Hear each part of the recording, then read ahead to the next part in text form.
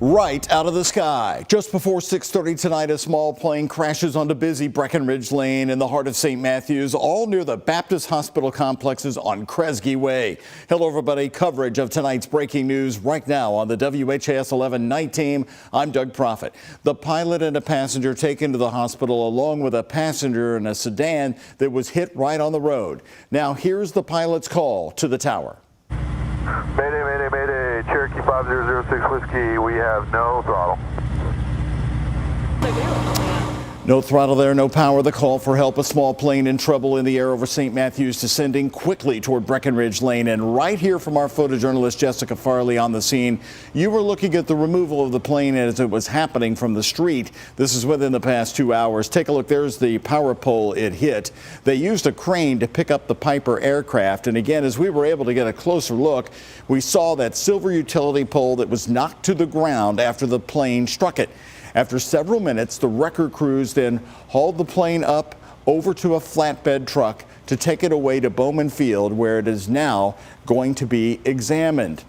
And this is what we've learned about the small plane. It took off from Bowman Field at about 5:47 p.m. tonight. FlightAware then picked up the flight's pattern when it flew over the Ohio River. The plane then flew north into Indiana before turning back around, as you can see, and heading right toward Bowman Field in St. Matthews. It was at this point the authorities believe the emergency took place in the air, leading to that Mayday call and then the eventual crash. We have team coverage for you tonight from WHAS 11 photojournalist Jessica Farley, Aspen Hester, and night teams Clarice Shaley, along with photojournalist Elijah McKenzie. They are right now live at the scene. And Clarice, has that plane been finally taken off to Bowman Field? What are you seeing there tonight?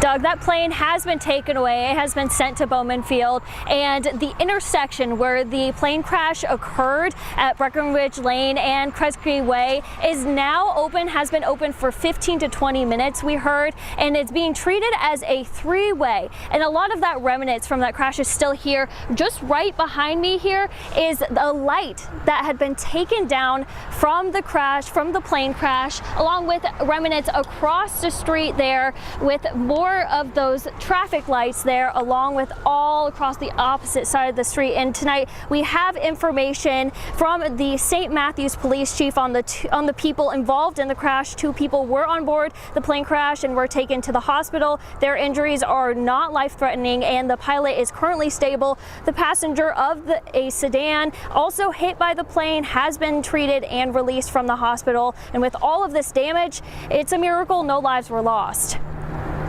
Mayday, mayday, mayday. Cherokee 5006 Whiskey, we have no throttle. This small plane, a single-engine Piper, crashes at Breckenridge Lane and Kresge Way. I'll go out and look, and it's like there's a plane sitting in the road. A sedan driving in the area was hit by the plane. 1 passenger was taken to the hospital to be checked out. The plane was last tracked in the air in this area at 6:17 p.m. WHAS 11's Reed Yaden, also a longtime pilot, viewed aviation scheduling records. He reports the 2 people on board were the student pilot, a woman, and the pilot, a man. Both were taken to the hospital. It's crazy to me. All this happened in front of an apartment complex. Friday quickly becoming an unexpected night. A little concerned in that it's less than 100 yards from my front door. Being in the flight path of Bowman Field, neighbors say planes fly closely over them often and feared this would happen. And for it to take out these 2 large girder poles, it's very concerning. Longtime St. Matthews Mayor and Fire Information Officer Rick Tonini says it will take a while to get the intersection back in working order. The plane took out the entire electrical stoplight infrastructure for the intersection, which means it has 2 major poles holding up the strings of lights, and they've been completely taken down to the ground. Tonini also saying there was fuel leakage and hazmat works to clear it before it got into any systems. Another airport regional manager showed up at the scene, John Secor of Clark County, Indiana's airport, saying he believes there was an in-flight emergency and they had to find a flat place to land. Realize the airplane's moving about 100 miles an hour, and there's certainly some stress involved at that time.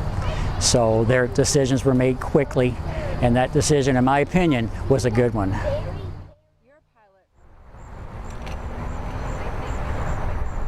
So St. Matthews Mayor Rick Tonini did tell me that it is going to take a long time to get this busy intersection back up and running. Live in Louisville, Clarice Shaley, WHAS 1119 on your side. Doug?